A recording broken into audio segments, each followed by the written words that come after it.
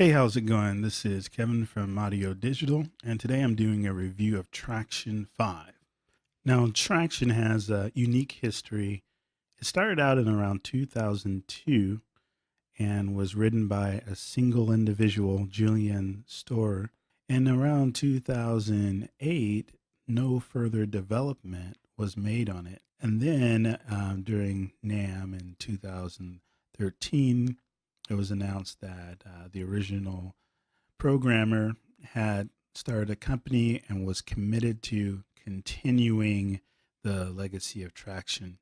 Tracktion 4 was pretty much about updating the audio engine and getting the DAW compatible with 2013. But now Tracktion 5 is out with new features. So let's take a look and see if it keeps up to the competition and if it truly offers something unique. So the first thing that's pretty great about Tracktion is the price. It comes with certain Behringer products and Mackie products, and also you can pay $60 to get it outright by itself, or $30 to upgrade from a previous version. So that all by itself puts it in a unique class. There's not a lot of full-featured professional DAWs that are $60.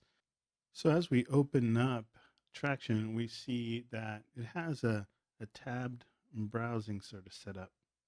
And the first tab you'll come to is a tab where you can look at all your projects. And this tab makes it very easy for you to organize your different projects. Each project can have multiple edits that you can access. And so all your edits are listed here.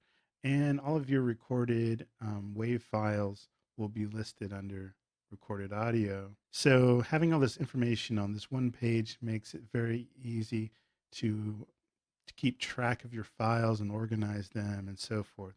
So I really like what they've done here. I think this is probably some of the best file management that I've seen in any DAW. Another thing I really like about Tracktion is the way it handles loops.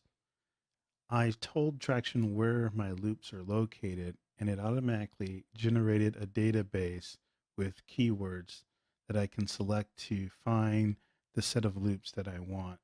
So if I click on techno and drums, it'll give me a list of techno drums. Now, as you can see here, some of these don't actually comply. These aren't drums.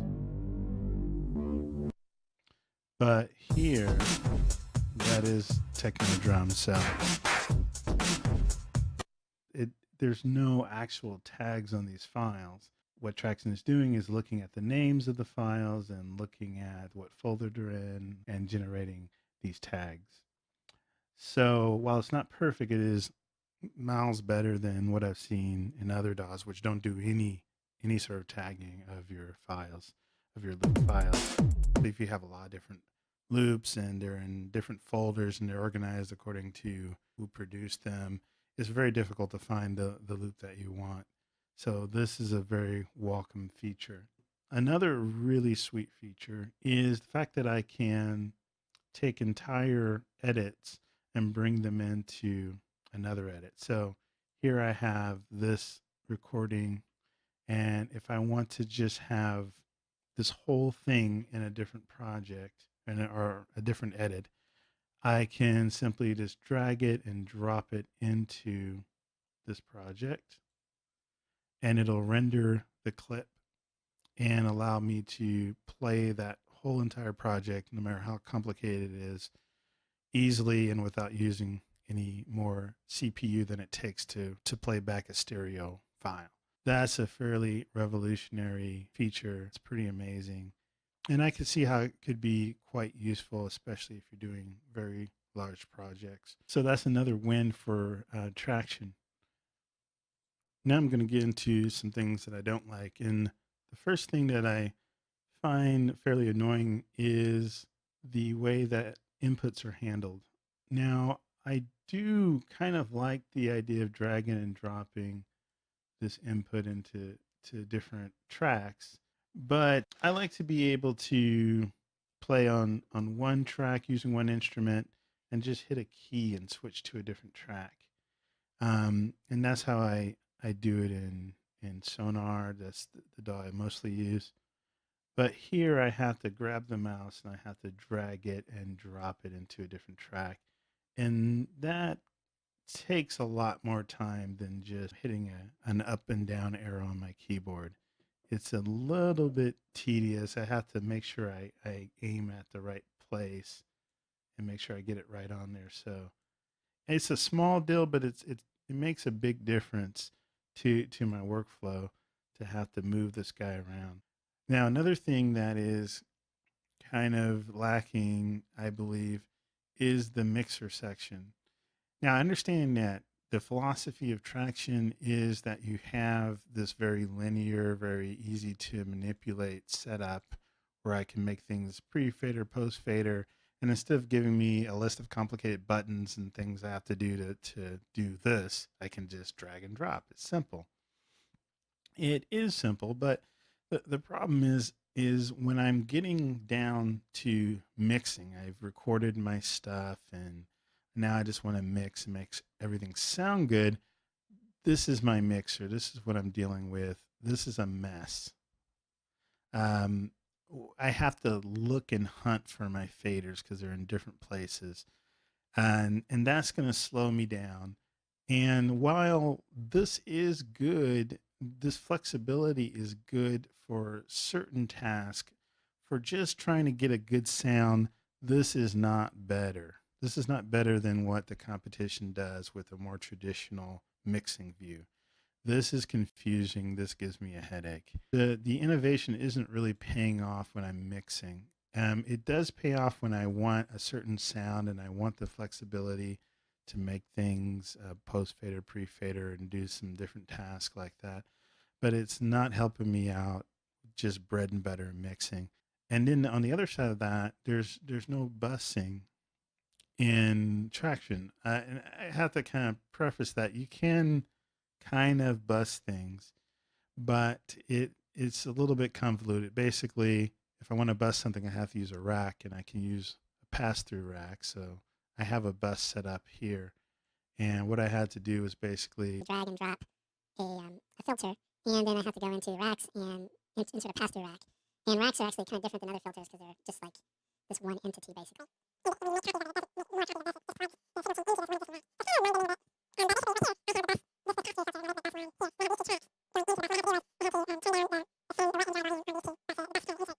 Anyway, it's convoluted. It's not a seamless kind of nice workflow. If I want to assign a bus in another DAW, I just basically, choose what tracks I want and then right click and choose their bus and it's done.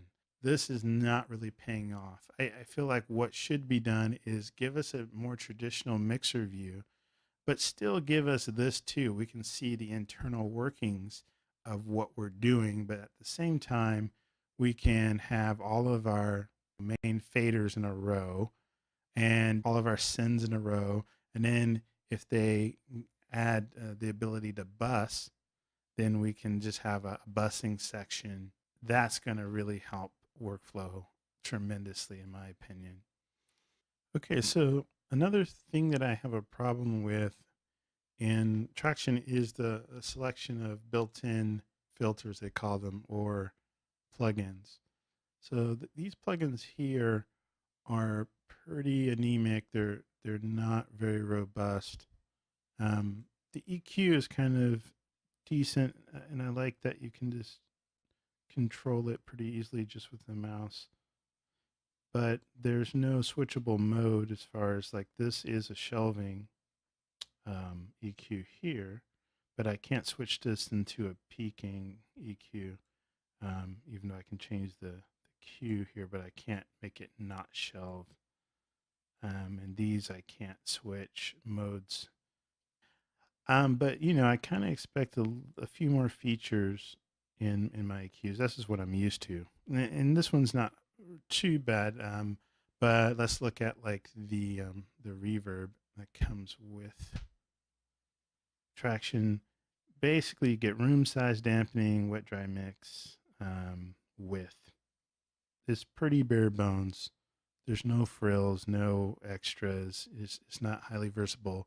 You basically get a reverb. So I think if you're just starting out and you're looking for a robust set of plugins where you're not going to have to get anything extra, this definitely it's not going to fit the bill. There's no gate here, for instance. There's no distortion or saturation kind of plugins here, and there's basically, unless you want to count this very weak sampler, there's basically no plug-in instruments. With that said, you are getting this for a fairly cheap price, but there are some items that are, around the $100 range that give you instruments that you can use and that have a lot better processing effects. Also, something like Reaper, the effects that come with Reaper are actually quite good, much more flexible and powerful than these. I think in the past they were offering plugin suites that Mackie created, and now that they're their own company, they don't have those plugins anymore. So they're probably trying to do some catch up and get those things out there. But as for now, it's a little embarrassing how weak these plugins are. So what's the final verdict here? I like this DAW. Something about it, I like what it's trying to do. I like the statement that it's making, but I don't think I would use this for my music making projects. I think the mixer here is really holding me back from wanting to switch to this, and then also, as I mentioned before, the having to drag these things around kind of slows me up. All that said, there is something, as I thought about this DAW, there's something that came to me. I wouldn't recommend this for making songs, but if you are making something that's kind of in a program format, if you're doing video, if you're doing podcast, anything like that, where you're mixing kind of different types of sound, you have some music, you have some spoken voice, and you have like sound effects or Foley work or things like that. This DAW makes a lot of sense in that context. And a lot of my criticisms just don't apply when you're doing work like that. And the fact that, I can drag an entire project into another project, that is perfect if you're doing a video and you want to come in and design some sounds for that video and manage the audio of an entire video that lasts maybe 30 minutes or whatever, to be able to break that up into different projects and then drag and drop it into a master edit, that's huge. And when you're doing that kind of work, it's not as important to have a traditional kind of, a console mixing environment. It makes a lot more sense that you're more focused on which plugin and in which order am I going to do it, especially if you're doing sound effects. And if you're doing like podcast and you just want to, trigger some sound effects and you have your vocal, you're not really worried as much about mixing in that context either. That's what I would recommend this for. If you're doing music pretty exclusively and you're doing, you know, 5-minute songs, 3-minute songs, I think doesn't currently at least have the workflow you're looking for. But if you're doing a video, sound for video, this has a lot of features that are going to pretty much beat anything else out there. So that's my evaluation of Tracktion. I hope you enjoyed this video. Go ahead and tell me what you think about my take on it. Subscribe to the channel if you like. And thanks a lot for listening.